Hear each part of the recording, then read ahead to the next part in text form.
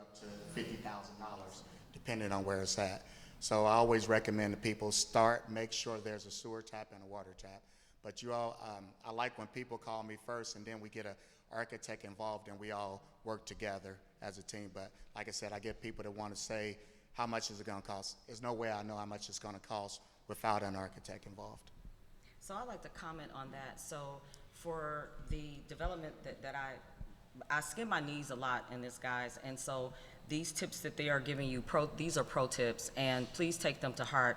I looked at a property, I went and got a surveyor first, and then I looked at an architect, and then I hadn't even called a builder, and then I did the statement of work, or based off of what I thought and I will tell you, I wasted a whole lot of time and a whole lot of money. And so if you were here yesterday in this very room, you heard the importance of seeking out the people that you need to make your project successful, as well as getting a good team around you. So these people are giving you good information, and the importance of that will save you a lot of time and a lot of money, regardless of whether you're new or whether you're seasoned moving into a new environment.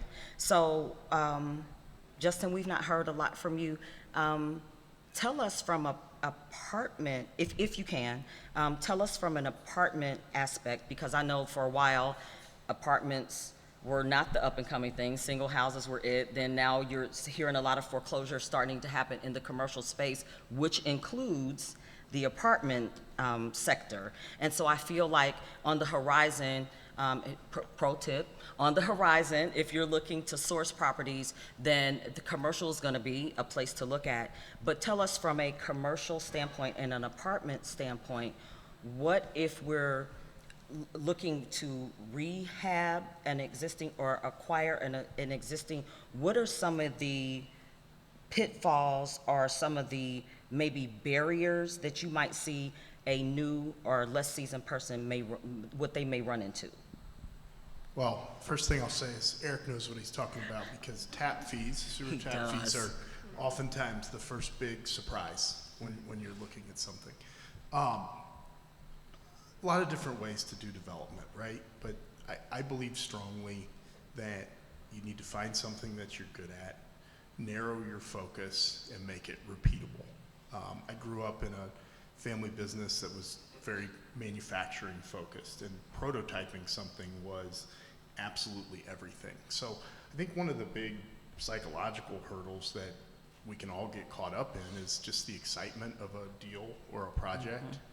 And oftentimes it can be just a little bit outside of what your core business is or what your core focus is, and it can be a completely different game. So I've seen, you talked about daycares, I've seen a lot of apartment people that want to get involved in assisted living, senior housing, hotels, right? These seem like very natural things. If I can do multifamily, I can do hotels. It's customer service, it's hospitality. It's a completely different game. It's a completely different type of construction. Healthcare is another one. Yeah, I mean, assisted living, the healthcare compliance that goes into that, that's not even real estate. That's not even development. It's a completely different business segment. But on the surface, it seems like it's really natural. So the first barrier that I always talk about is get out of your own head. Don't do what you don't do, because you can get yourself in a lot of trouble. And then I think as part of that prototype and repeatability, you do need a core group of subcontractors. Most of us that do this aren't contractors. We don't know what we're doing when it comes to architecture or construction or electrical. And I would bring those people along for the ride from the beginning, right? They know your business because you've narrowed your focus. You're focusing on what you're good on. They come with you, they help you. And if you don't do that, that's where the surprises pop up. Yeah, from the architecture side, I know we work with so many different engineers and contractors and developers around the city, but there are advantages to finding someone that you work well with and continuing to work with them, because there's some level of trust that builds at that point. There's a level of comfort and predictability, like you know that they're going to ask the right questions, you know that they're going to raise the right flags, you know that they're not going to yank your chain around, you know, there's a level of trust and you know what you're going to get when you have a relationship developed with somebody, and I think that's helpful. Oh, yes. That's very important. The way I contract a lot of my jobs, I like keeping my same team. I use the same electrician, same plumber. Everyone knows what the other one expects. I get people that want me to do a job for them. Well, my uncle does electric on the side. Can you use him? No, I can't do that because your uncle is going to be the one that slows up the job, or he's doing it without permits. Everything that we do. Everything that we do I do is above board. You know, I get permits. I carry insurance. I have workers' comp. So everything that I do is above board. And one thing I want to go back to for as historical, be careful with historical because unless you have deep pockets, the price can go up tremendously. You have to use special windows. You can't put vinyl siding on. And when you start looking at windows, they have certain windows you can use. Of course, they're all high priced. So just There are pros and cons to yes, so getting into historical is good, but just make sure you do your homework. The short-term investment can be a little higher Exactly. or more of a long-term gain in the tax write-off, but Yes. it does depend on, I mean, sometimes a historic building's in pretty good shape, but sometimes you go in and they're pretty dilapidated and. All right. Again, I think having your prototype and sort of knowing this is, if you're doing residential, we talk a lot about per unit costs, right? What is our per unit cost? We kind of know what that should be. So if we were going to look at a historic project, I know my costs are going to be higher, right? And you have to know that whatever tax credit you're getting, whatever kind of abatement that you're getting, net at the end of the day, brings you all the way back to what you know your per unit costs are. If it doesn't, then you probably shouldn't do the project. So we have a yellow sign coming up, which means that I only have a certain amount of time left. So there are two things that I want to cover, and then I want to see if there is enough time maybe for a question or two from the participants in the audience. So we've talked about rehabbing single-family homes, commercial, restaurants, daycares, all these different types of things. I would be remiss to stand up here and not to say there is a great opportunity to develop on land. So I wouldn't want for people to miss that. I don't know what you guys, my panelists, your field of expertise is, but I believe you've done some new construction, Eric, and you've probably done architectural plans for that. So can you speak to us a little bit about how different it is to just take a piece of raw land and make a determination of what goes on that land? Is it an apartment? Is it modular? Is it a daycare? Does it, I know some of them have to be mixed use for commercial, but I've got this opportunity to buy this land. How do I decide what goes there and that's gonna be profitable and for me in my business? Yeah, I'll start. From the beginning of the process, from the architecture side, there is, the first thing you're going to want to do is make sure either you yourself or someone on your team, your architect or someone else on your team, looks through the zoning code to see what is and what is not allowed on that land, because that is number one. You know, some places that are larger plots of land in more rural areas, sometimes there's a lot more flexibility to put whatever you want there. Sometimes there's a weird case where there's a neighborhood that has like combined a lot of lots. There's one I'm working on right now. It's called a planned development lot, and there are several different parcels together. And in that sense, that they just want to commercialize that area, and they want a variety of things on there. So you can work with the planning department and the zoning department to see what else they're looking for on that land, and then you can put something there. Sometimes neighborhoods will have, you know, maybe there's an infill lot between two houses, and the only thing you can put there is a single-family home. So looking through the zoning code of a specific neighborhood or city is part number one, I think. All right, I would agree with that. And you really need either an architect or architect working with a surveyor to tell you exactly what size you can put on there.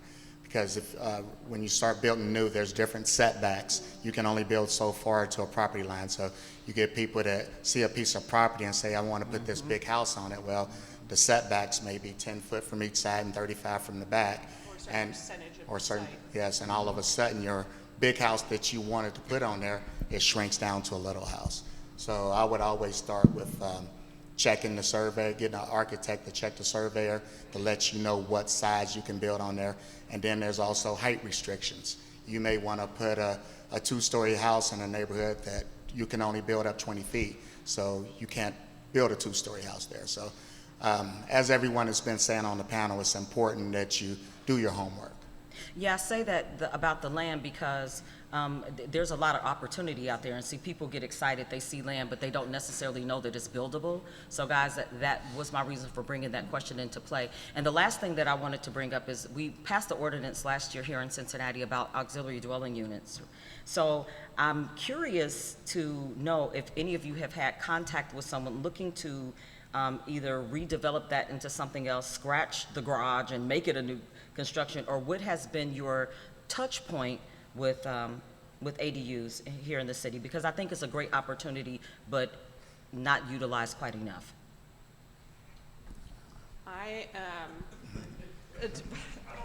Yeah. Yeah, well, to be transparent, I personally have not actually It's had a stumper, right? experience Yeah. doing it yet, but I do think that it's a really good opportunity, especially as, like, trying to get more low-income housing opportunities throughout the city, specifically, like, that's a way to do it. And I think that, I'm glad that this ordinance passed, and I'm excited to see what happens with it. I am too, I but haven't had I personal don't think experience people yet with know enough about it to even know that that is an opportunity. So like I said, with the land and that, I feel remiss not to bring that into play here, because it's an underutilized opportunity where us as developers could partner with someone at a lower expense cost or point of entry than developing on a new land or what have you. So I think that that's something that you guys need to write down and maybe explore. What were you going to say? Were you going to add to it? Yeah, we're talking about auxiliary dwelling units. So. First of all, I'm sorry. There was some miscommunication on the schedule. So the one that I had, my name was not there, and then somebody just walked out to me and said, "Hey, you're supposed to be on the panel." I'm like, "What?" It's all good. Just go. So yeah. So to bring him up to speed, because we're all up to speed, right? What did you miss? What you missed, we talked about the differences between rehabbing and new construction, whether there was a preference and what to watch out for. So if you have anything to add to that, you can feel free. Otherwise, I would like to engage our participants here, and thank you guys for coming. Is there any burning question that we would like to ask the experts while they are here? Can I have your mic? I'm gonna run it. I know this is a little unorthodox, but this is kind of how I do my panels all the time, and I appreciate you guys being here, and it wouldn't be a panel without you. So who has something to say? Ask your question. So you talked about historic tax credits. Sounds good, but can we get an idea of the benefit? You talked about short-term cost versus long-term gain. Can you describe that a little bit in better detail? Because I think it sounds fluffy, and I think we need to really understand, the benefit and maybe some kind of financial examples. Yeah, so from the architecture side, I don't know how specific I can get with numbers and financial examples for you. I just know that, yes, you might spend a little more up front to stabilize the building or make sure that you are carefully removing historic trim from windows to put the new windows in and then putting it back on in the same spot. That might cost a little more in labor, right? But the tax abatements you're getting, and please forgive me, I am not confident enough with the numbers and the percentages of construction costs to tell you what that would be per project. It might be very project specific. There's a hand. Okay. But I know that it's significant enough in certain development situations that it's worth it. Yeah, I've done a historic, it was 30 years ago now in the West End. Through the federal tax credit, it's a multi-step process. If a building is in a designated historic district, then it qualifies, or it could be a building that got its own designation. But the top line is you have to go first to the state, make an initial application, develop a set of plans, and then they have to give you a pre-approval. Then you get to a tax credit for 20% of the hard costs, construction, etc. And there are a few soft costs that can be included. Not all soft costs, but all of the hard costs. So it's 20%. And it's a tax credit. Then once you complete the project, so you have to have the cash. I think maybe Erica and they were saying, you have to have the cash to complete the project. Then once the project is complete, you file a final application, and you have to have an architect. Do not, anybody in this room, do not try to do this on your own, okay? Unless you are a historic expert. But then you file it, and then if it's approved, you will get a tax credit. You take that credit and then you file it on your taxes, and then that credit will, take care of tax liability. And when I did it, you could roll it back 3 years. So I finished this building, it was $90,000. A couple months later, I got $18,000 check from the IRS because it went back and wiped out the taxes that I had paid for the previous years. But now you can't do it. You can go back 1 year and then it can roll forward. So it's a great deal, but it's very expensive, and you have to do it with a professional. So. Thank you for that. So you never know who is in the room. That's why I like to open it up. I have another question. Yes, ma'am. Tell us who you are. Okay, my name is Kim McCullum. I'm a retired educator and looking to switch gears and maybe get in this field. So how does someone newly in this market build a team of certified contractors without, I don't want homeboy, hookup, Uncle Bubba, and none of that.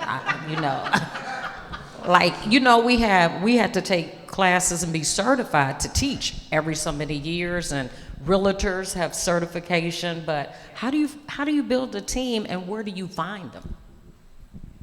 Are you going to take that one? Because if Yes. not, then you go first and then I'll go second. Yeah. I think that's the most difficult thing in this space, but there is ways that you can build your own team. First of all, you can talk to a building inspector at the city. You can talk to them and then ask for referral. What I've done like in the past,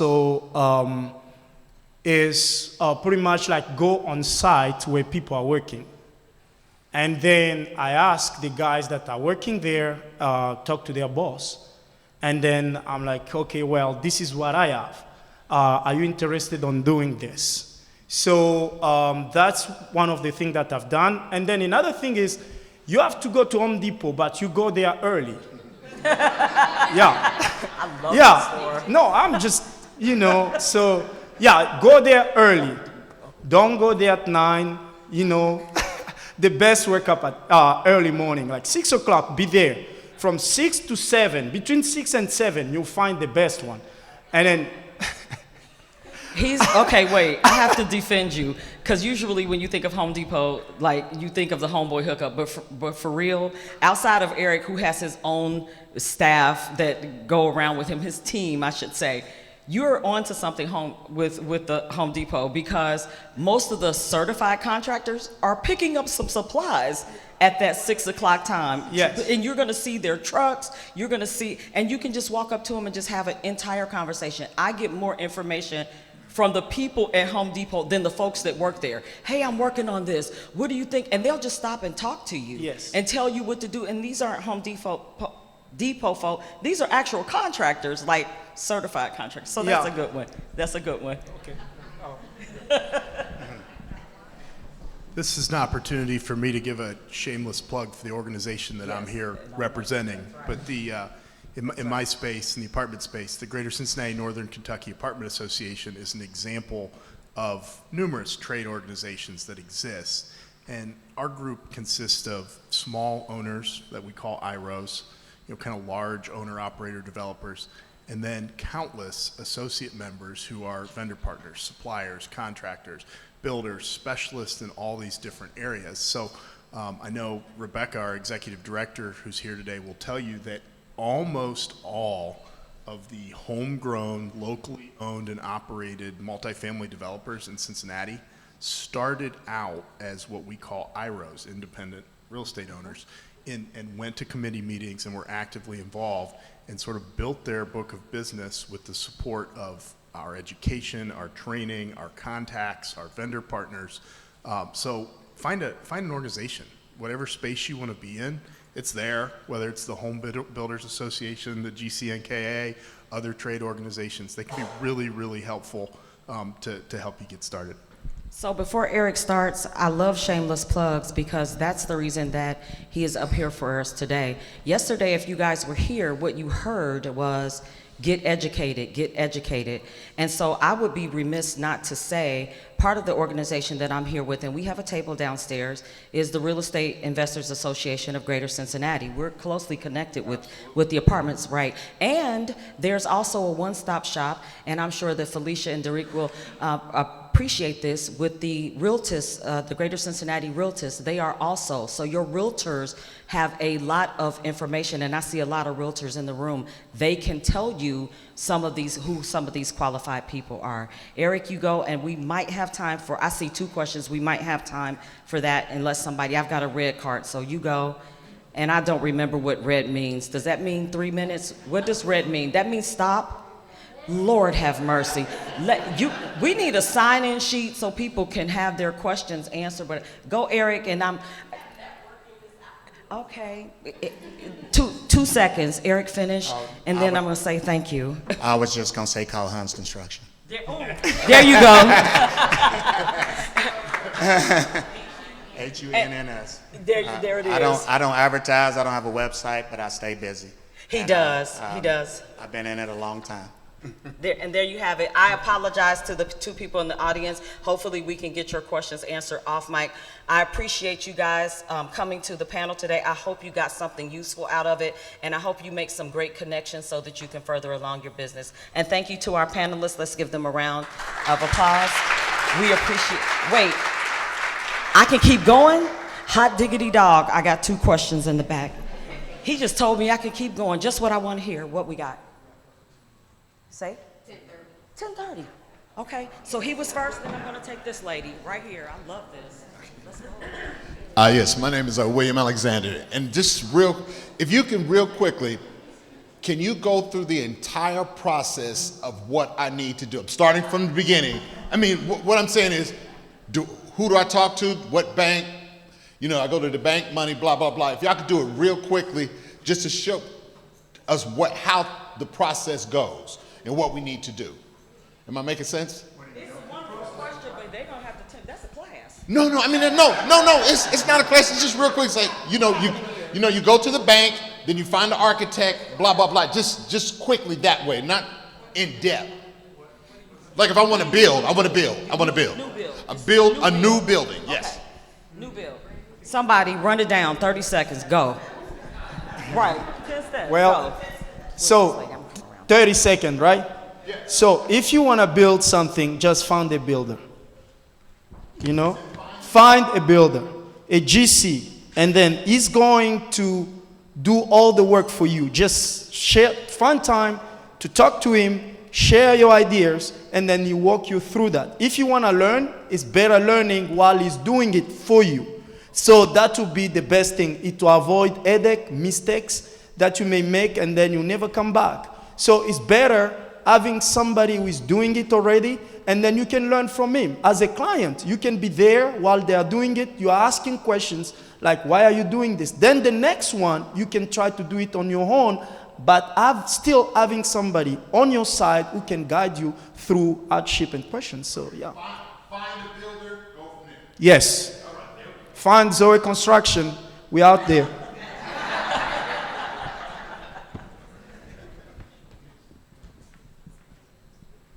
You have a question? Yes.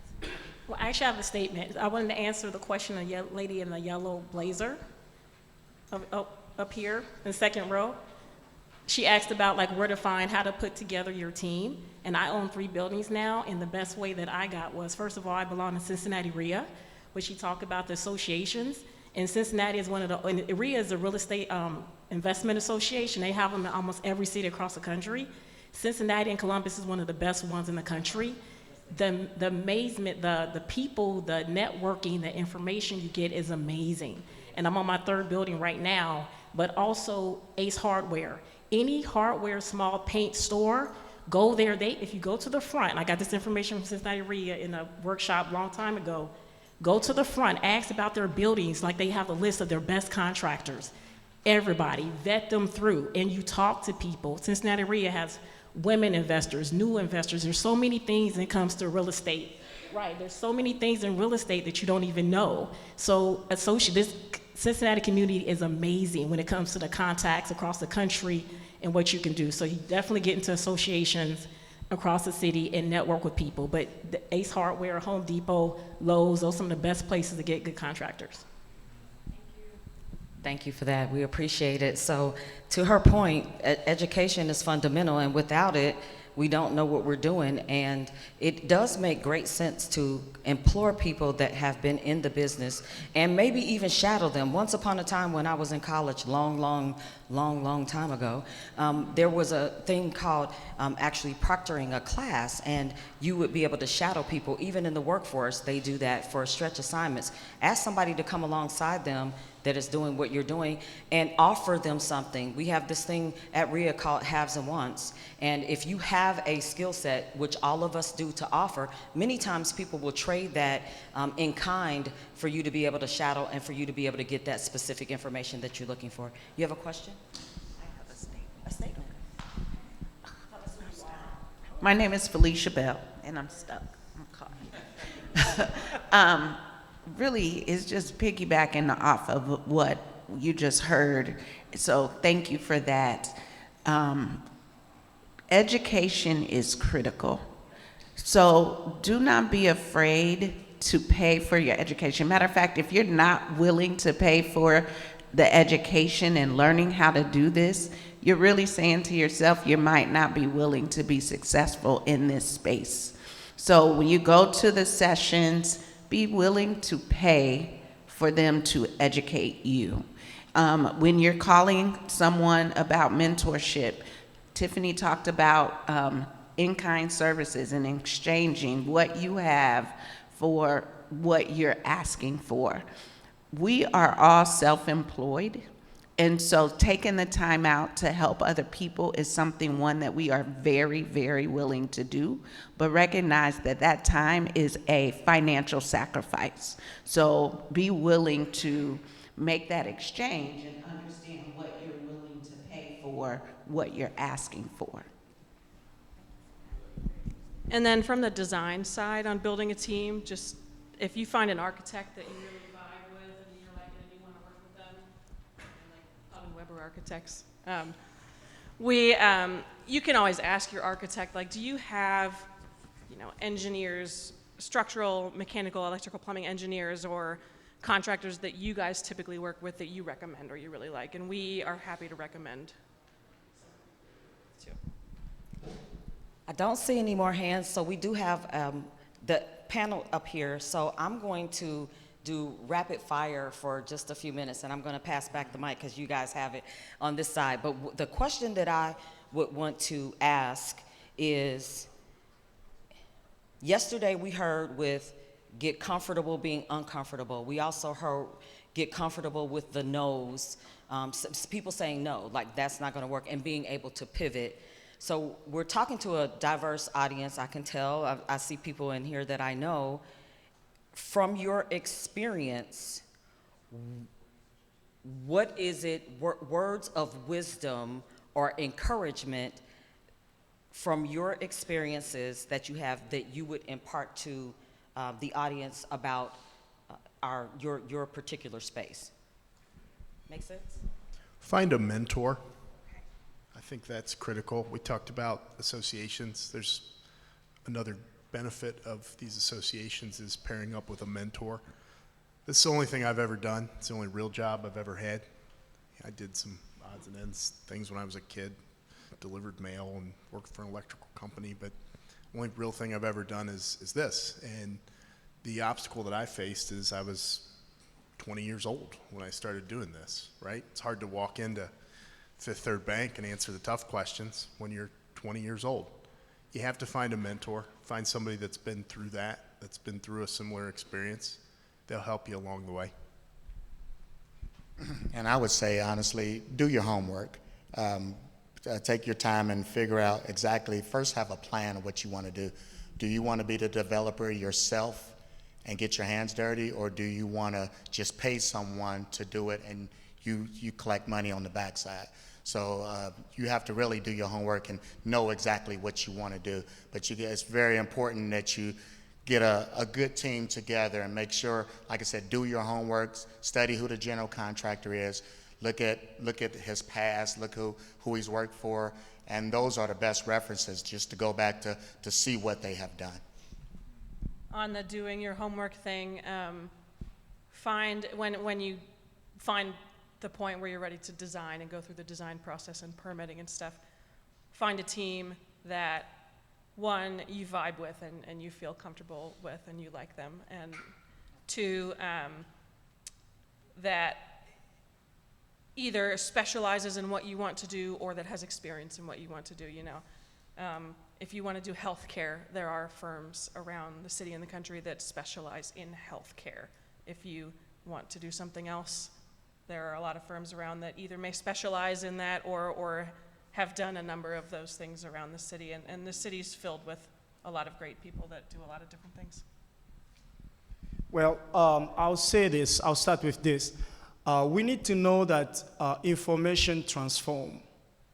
When you have the right information, you can be transformed. And when you have an idea, that idea can be transformed by the information that you are exposed to. You know, we have a lot of potential and talent, but if your talent can't be transformed by the type of information you're getting, you may end up into issues. So in this space, what have helped us is pretty much being exposed to people who has the right information in the space that I want to do, or in the things that I want to do. Let's say, you know, like real estate, it's vast. You know, it's a huge industry. And then even building itself, you know, I'm sure our colleagues here, they talk about new builds and then renovation. Even renovation, they are just people that are focused in bathrooms. Just bathrooms, that's all they do. Some of them, they just do kitchens. Then they are just expert in kitchens. So you need to understand, like, if you want to do if you want to be in this space, try to see what really, even if your idea is not clear, I want to tell you, if you want to start up, your idea won't be that clear. And then you need to be exposed to somebody who can help you maybe navigate and help you to discover what really you want, you know, and then that takes time. So as I said, like, what has helped us is to find a mentor or maybe somebody who is doing it and try to shadow him. And then as we sometimes it's very hard if you put yourself in a position of knowing it all. You know, this is what I want to do. Yes, you want to do this. Is this the time, or can you do this? Or do you have the resources that can do it? So having somebody that is doing it already can help you, and then I'm telling you that heavy tuition costs of making mistakes, you may avoid it. But if you don't want to learn, you will have a very heavy tuition cost on your own project. So that's what I'll say. We have a question. I have two questions, actually. Yeah, this question's for you, Michelle. When you're in the conceptual phase trying to figure out the highest and best use, let's say for a vacant land, or maybe for rehab of a historic building and trying to work with an architect, how do you charge for that? Like, is it more like an hourly thing, or is it like a flat fee? I mean, how do you first engage, and then, before you even move to the actual detailed drawings and everything else, but like, how do you engage with a customer on that end? That is a conversation that you have with your architect. It's very, very situation specific. If you want to set up a contract so that, hey, maybe we'll spend 10 hours looking at this, estimated 10 hours.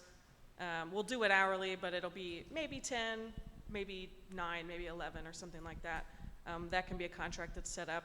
If it's, hey, can you spend a quick hour or two on this? We're committed to working with you, but we want to see, you know, what our options are. Can you spend a quick hour or two on this, and then we'll contract it afterwards? It's all just a conversation. It's very, you just talk to your architect and see how they want to work it out with you. And then if you have an architect that you've worked with a lot, sometimes, you know, if we know that we've worked with you 3 times in the past and you're going to work with us again, like, we'll just spend a few hours ahead of time and do a feasibility study for you or something. It is very, just have that conversation up front. On the phone or on the email when you reach out.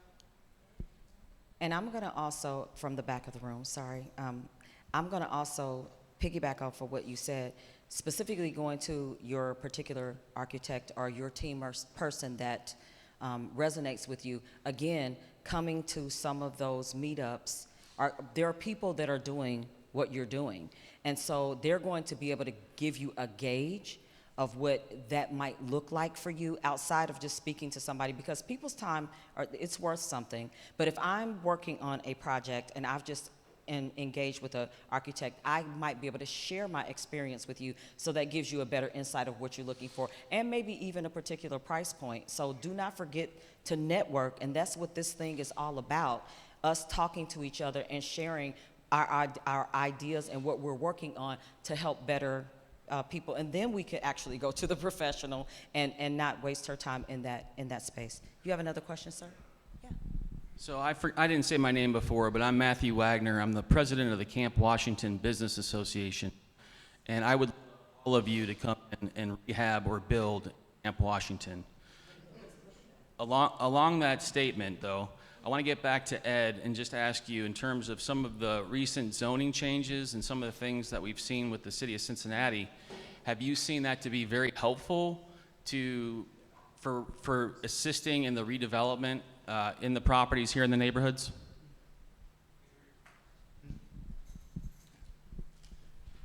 Yeah, I'm not sure we've talked about that enough today, right? So you asked, what's the process? And I can tell you, for a new build 300-unit apartment community, I could take Post-it notes and go all the way around this room with some major milestones. It's quite a process, but one of the big obstacles is zoning and planning. There's no doubt about that. And you need to find a municipality that clearly has an appetite for development. I think we're really fortunate here in the city of Cincinnati recently that some of our city council members, Councilman Harris, Councilwoman Owens, Councilman Walsh, and the mayor for that matter, have really made housing stability in the sector that I'm in a priority. The Connected Communities Initiative, although controversial in some neighborhoods, eliminates some of the barriers, makes it easier to eliminate some of the barriers that we've heard about: height restrictions, parking requirements, things that you can do to the exterior of buildings. These are very, very good things for our industry and for developers. It'll take some time. I think it'll take some time for all of us to completely understand the benefits, for lenders to understand the benefits of that. But there's a lot of change happening in this city right now when it comes to housing stability, and these things help a lot, and they will make it easier. Yeah, so I'll add into that is this, like, you know, when a woman is pregnant, you don't see the baby right away. You have to wait 9 months to see the baby.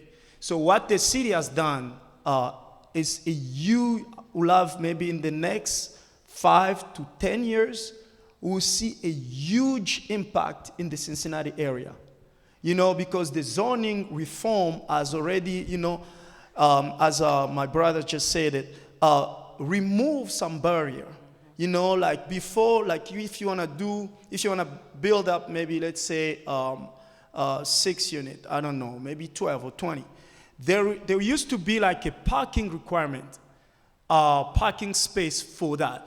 So before you even start building, even if, you know, you have a drawing and all that, so you are thinking like, where are these people going to park their cars? So now they've changed that. It's out. So people can park on the street. So, you know, they can park on the street. Yes, there's downside of it and then the benefit of it. You know, one of the benefit is like the market rent, like, and then the inventory right now, it's critical, and then the price is high. But when they're bringing these changes, people will be, developer will feel much more comfortable of building this, and then guess what? The price will go down, affordable houses will be, they will be really affordable, because now we're talking about affordable houses. Are they really affordable? You see what I mean? So those changes, you won't be able to see it maybe in the next 3 years or 4. No, maybe. But from 5 years up to 10, 15 years, I'm telling you, you will see the impact and the benefit of the reform that we've had. We've been really, really fortunate. This administration is the best. I couldn't say more about that. I totally 100% agree. So I don't see any more hands in the audience. So this, I would like to take a few minutes because we have probably about 10 minutes left. So is there anybody, and I'm going to put people on the spot because we talked about sharing and being vulnerable yesterday, and this is a safe place for that. So is there anybody that is working on a particular project right now where they are stuck or not able to move forward, or just have a burning question that's specific to your project? We have a whole lot of people in the room that have a lot of thoughts and ideas, and they have a lot of experience. We have a panel up here that has a lot of experience. Guys, you don't get this opportunity all the time. So if there's somebody working on a project and you have a question to help you move forward, it would be a good time to lay that on the line right here so you can get some answers and be able to move forward. If not, I can ask another, okay, I've got a person. So thank you for sharing, and thank you for being vulnerable for whatever the question may be. I'm gonna hand you the mic. Tell us who you are. Hi, my name is Latanya Cobb. It's not a question, it's a testimony. So back in, let's 2022, had an opportunity to buy some land. And I purchased the land because I knew I wanted to build on it, because I too, going into my third and final act in life in terms of career, and development is it, because I truly believe in affordable housing, because I am a mental health therapist by trade, and I see what happens when home instability exists in families. I purchased the land, got the architect, got the drawings, the surveys, got all the things. It's expensive. Did I say it's expensive? It's expensive. And my bank account reflects how expensive it has been. A lot of research has to go into, yes, what you want to build, but how you want to build. Because I believe in efficiency. I wanted a quality product, I want it done efficiently, but I also want it sustainable. If you have no background in construction or materials, it is like calculus. It's a whole new field. It's like you do go back to school. And I have had to go back to school through YouTube University, lots of conferences, and speaking to a lot of builders, developers, even contractors, when I've had them do work on my personal homes. Patience is key. That 9-month incubation space in which you spoke of, it is real. Patience is key. Finding a good builder. People will sell you all the hopes and dreams, and see their work, check their financials, call their references. Mr. Hunt, I'm gonna speak to you later because someone's gonna introduce me to you, but I'm gonna do it first. But I just wanna say one of the things that before I even started this, I joined Baltimore RIA because I was living in Baltimore. RIA is a wealth of information. It is everything you need to know and not know. But the thing about it is you can get in there and then you get more ideas. You gotta stay focused because there's so much opportunity in the room. I would say with learning, when you have a good GC, ask the 1,000,001 questions. And a good GC will explain things to you and they won't be upset about it.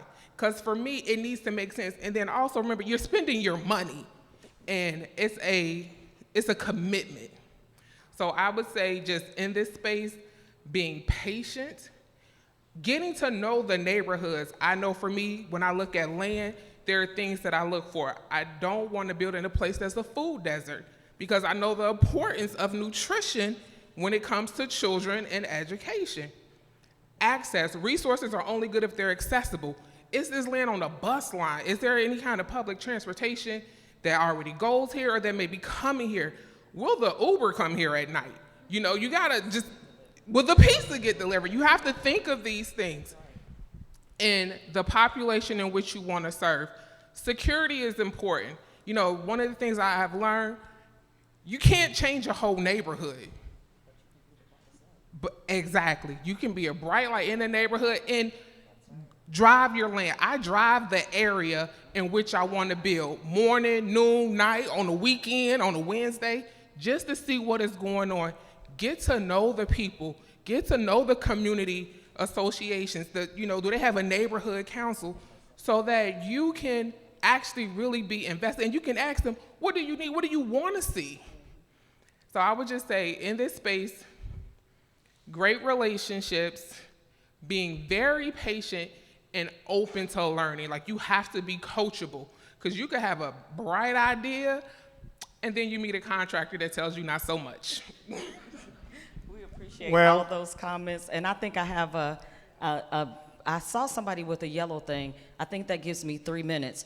I do want to take one other question, but I want these gentlemen and lady to tell us how to get in touch with them. Is your question short? Because they're going to cut me off. Say yes. I'm going to make it short. Okay. I have a question of a different kind. I own a professional cleaning company and I own a real estate investment company. This is my partner Tyrone. I'm talking real fast. We want to know how we get in with developers, with architects. We want to start from the beginning because with the cleaning service, we can be on your site doing construction cleaning, all the way to the final cleaning, all the way to whoever owns the building to maintenance cleaning.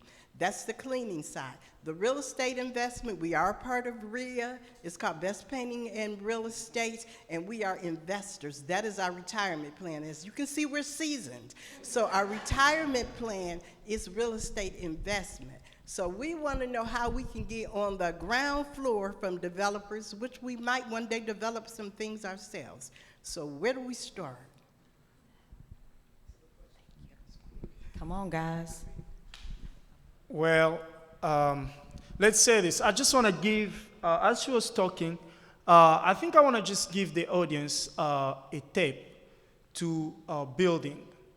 You know, if you haven't built anything or any project, you have no idea about how much it's going to cost and then what it's going to take, just put a request for proposal out there and then let GCs come and fight each other.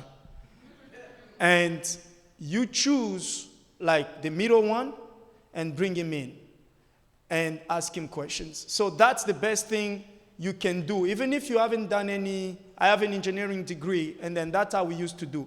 I don't know how the nuclear plant works, but I can tell you I can build one. I have no expertise in it, but I can build one. I'm that confident. How am I going to do it? I'll put a request for information there. People will come, and GCs that's their job. They study for that. They will come and put there, and then I'll choose which one is in the middle one. Then I bring him in, I ask him more questions. Then I know how to build a nuclear plant. So it's the same thing in building as well. Don't be afraid. Put your thing out there. Who'll come, she'll come, he'll come. Guess what? You know how to build and to do your first project. And to answer what you were saying, the best thing that you can do is get your card or get your name out there with builders. I'll be honest with you.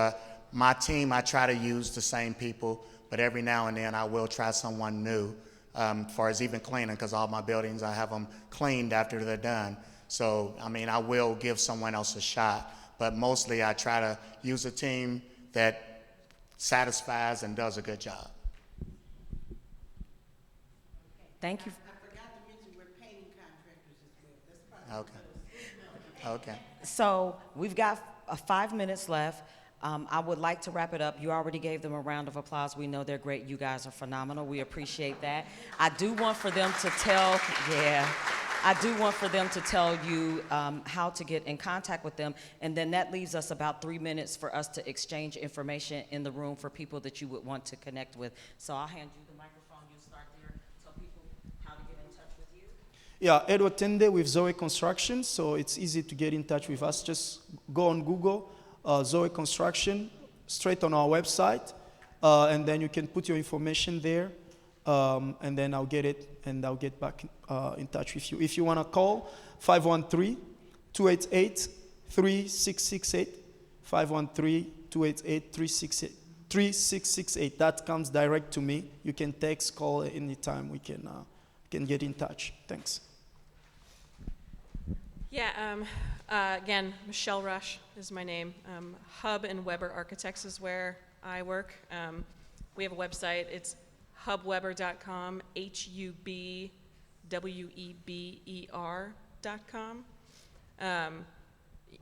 My email is mrush, MRUSH, at hubweber.com. And I have a slew of business cards. I'll hang out for a few minutes afterwards. If anybody actually wants a business card, I'm happy to hand it over to you.